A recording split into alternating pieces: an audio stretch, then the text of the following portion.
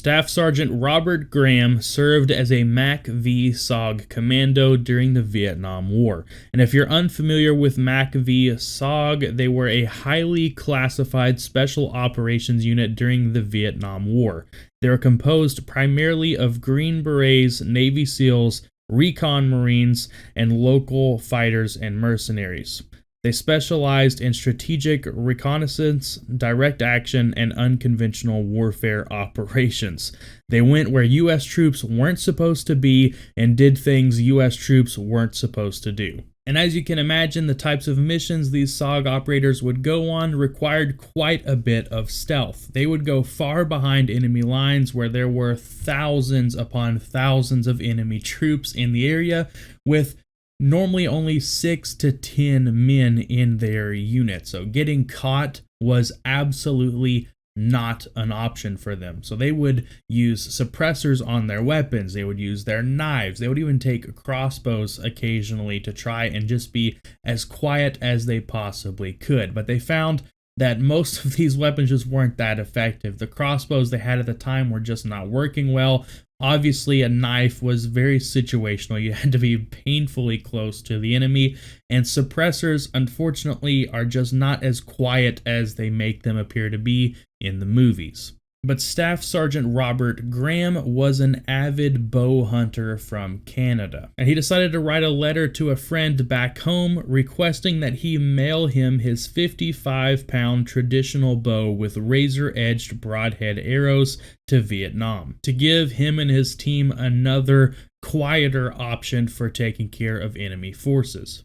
And while this does initially kind of sound like a cool tactical advantage against the enemy, when Robert Graham was interviewed much later on after the war, his attitude towards it was less so about the tactical advantage of bringing a bow into war, and more so about how sick it would be if he actually managed to take someone out with a bow and arrow. He spent quite a bit of time practicing with it back at base in between missions, shooting at milk jugs and cardboard boxes, trying to get as good as he could with his bow. And then finally, his team was handed the perfect mission to try out this bow. They were going for a POW snatch mission, which initially, to me, prisoner of war snatch mission, that sounds to me like they're going in to rescue an American soldier that has been captured by the enemy. But because MACV SOG was absolutely nuts, that is not at all what this mission was about. It was actually about attempting to capture a live enemy soldier for interrogations. MACV SOG was very good at gathering intel. One of their main missions was to sneak into enemy bases and steal whatever intel they could from the enemy to try and learn about their plans and troop movements and just any useful information they could get. But unfortunately, a lot of the intel they gathered just wasn't useful to them because they couldn't really understand it. A lot of this was encrypted or in other languages. Just a lot of it was very hard for them to understand. So they quickly learned that they needed to capture some enemy soldiers so that they could force them to tell them what the heck this stuff meant. So the objective of this mission was to sneak into an enemy-controlled area and hopefully find an enemy soldier patrolling the area by himself, knock him out, and drag him back to base without being spotted. And these SOG operators were incredibly creative in how they went about knocking out and capturing these enemy soldiers. One SOG unit even went as far as to thoroughly test and figure out the exact amount of C4 needed to knock out an enemy soldier without killing him. And when I say they tested it, I mean they tested it on themselves, knocking themselves out numerous times to make sure that they figured out just the right amount of C4 needed to knock someone out without blowing them apart, which is insane. They literally used C4 explosives on themselves to figure out the right amount to knock someone unconscious without killing them. So they would usually take that C4 and place it on a road or a path where they knew enemy patrols would normally travel through there, and then they would hide in the bushes with a remote detonator and wait for a group of enemies to walk over the C4. They would then detonate it, knocking out all of the enemy soldiers and then killing all of them except for the one they wanted to capture, dragging that one all the way back to base. But unfortunately, C4 is very, very loud, and there were way too many enemies in the area Robert Graham's unit would be operating in for them to use such a loud method to knock out the enemy soldier. So they were going to have to figure something else out. So Robert decided to grab his bow and arrows and head out on the mission in hopes of being able to take out a few enemy soldiers quietly, leaving just the one they wanted to capture alive. So Graham's 5-man team inserted into the area and snuck around in the jungle until they found an ideal ambush site to surprise their targets. However, before they could get set up, an enemy NVA patrol stumbled onto their position, and immediately gunfire erupted. So now being fully compromised, the MACV SOG team had no choice but to make a mad dash back to the landing zone where they would be picked up by their helicopters. So now the SOG team is sprinting through the jungle with a ton of enemy soldiers chasing them down. They're chucking hand grenades over their shoulders in hopes of slowing down the enemy, and the team's radio man is trying to get a hold of the helicopters to come pick them up as quickly as possible. Thankfully, the Americans reach a bomb crater near the landing zone and are able to take cover, but are quickly pinned down by the enemy AK-47 fire. But the team holds their ground, awaiting the arrival of their air support. But their air support was not expecting to be picking the team up this quickly after dropping them off, so it was taking them longer than expected to get back on site.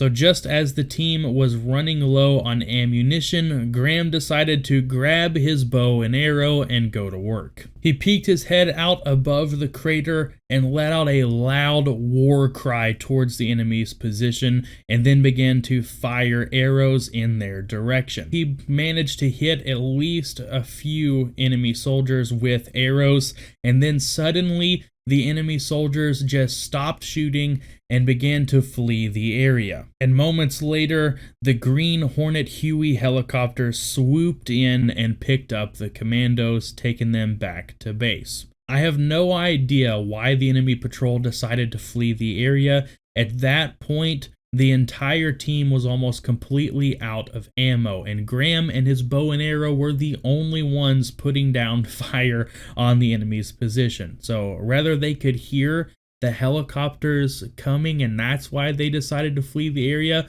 or maybe they just didn't want to deal with a crazy Canadian with a bow and arrow, I'm honestly not sure. But miraculously, they fled the area and the entire commando team survived. Years after the war, Graham was recorded in an interview saying that he's sure somewhere right now there's a bunch of NVA veterans at a bar sharing a story about the time they fought against a crazy American commando with a bow and arrow. And he's sure absolutely no one in that bar believes them for a second. In the spring of 1972, it was towards the end of the Vietnam War, and the US was deep into the process of pulling all of its troops out of Vietnam. There were very few American combat troops still left in the country at this point, and US air power accounted for most of the force in the region, along with military advisors who were there preparing South Vietnamese troops to continue the war on their own.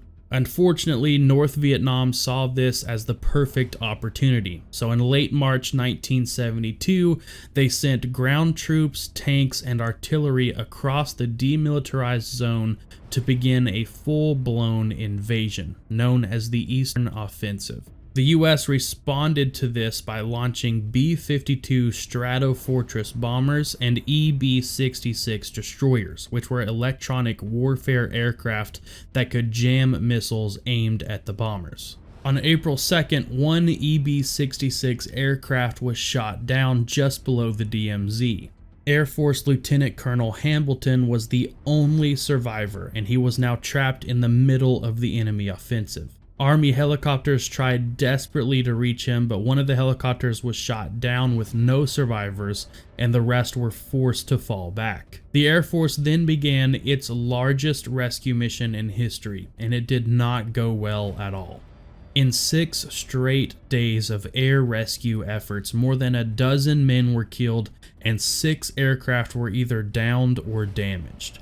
2 Americans had been taken prisoner, and close air support pilot First Lieutenant Clark, who had also been shot down, was now stranded with Hamilton in enemy territory. U.S. military leaders decided that the only way to rescue these 2 pilots was by ground troops, so they asked a man named Thomas Norris to lead the rescue effort.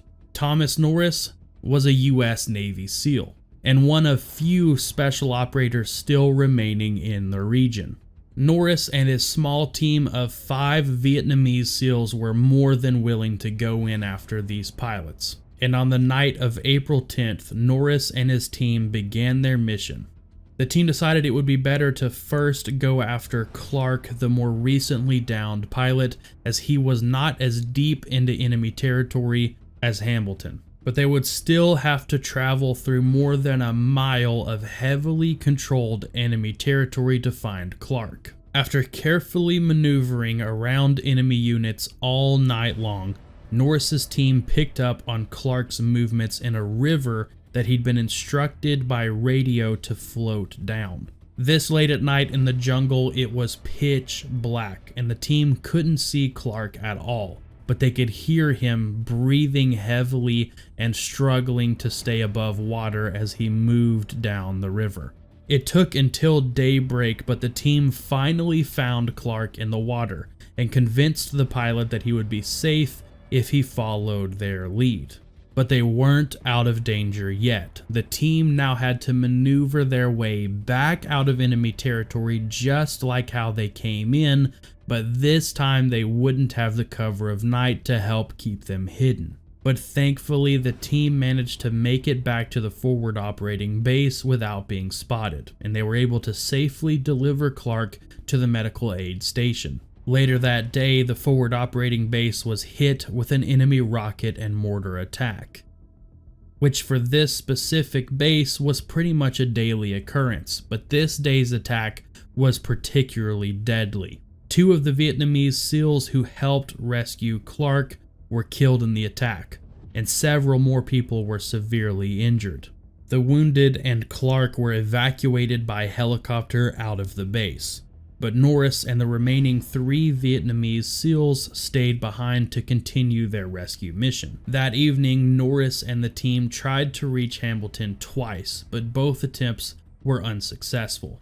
For the last 5 days, Hamilton had been communicating on and off with the Air Force forward air controllers via radio. They were helping him move from hiding spot to hiding spot in hopes of getting him to a nearby river so Norris could easily get to him. On the afternoon of April 12th, a forward air controller located Hamilton and notified Norris. Because Hamilton hadn't been able to get any of the survival packages that had been airdropped for him, he was struggling big time. And the forward air controller stressed to Norris the urgency of finding the pilot as soon as possible.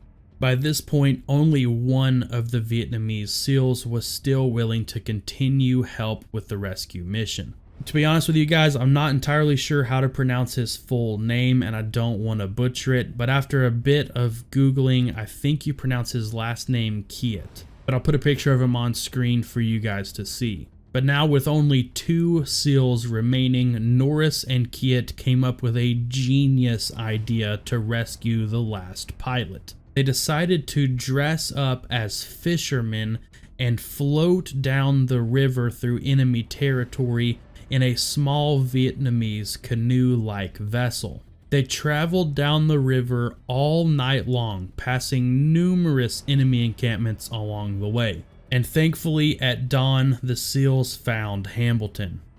He was exactly where the forward air controllers said he would be. Norris and Kiet put the injured pilot in the bottom of the canoe, and started covering him with life vests and bamboo and vegetation and basically anything they could get their hands on to cover up the pilot. And once he was well concealed in the bottom of the canoe, they began their journey back to the forward operating base. Along the way, they managed to successfully sneak past multiple enemy rocket positions. And in what must have been the biggest pucker factor situation, they managed to evade a North Vietnamese patrol that tried to stop them. As they approached the relative safety of their forward operating base, the small craft was attacked by heavy machine gun fire from a North Vietnamese bunker. The trio quickly beached their canoe and hid in the jungle. After checking the area for enemy ground forces, Norris then called in an airstrike which fired at the enemy bunker and provided a smoke screen that gave the trio a chance to get back into their canoe and safely reach the base. Embleton was treated for his injuries and eventually recovered. If it wasn't for Norris and Kiet's undaunted courage and dedication to the cause, he and Clark may have never made it home. 6 months later, during another combat mission, Norris was shot in the face and suffered severe head injuries. He was saved though by Lieutenant Michael Thornton, a fellow Navy SEAL who earned the Medal of Honor for that rescue mission. Norris medically retired due to his injuries, which included the loss of his left eye. His rehabilitation required numerous surgeries over the span of several years. Norris learned he would receive the Medal of Honor for rescuing the 2 pilots sometime in 1974, but he didn't actually get the medal until March 6, 1976. In 1979, after getting a disability waiver, Norris became an FBI agent, which is what he'd hoped to do when he entered college more than 15 years earlier.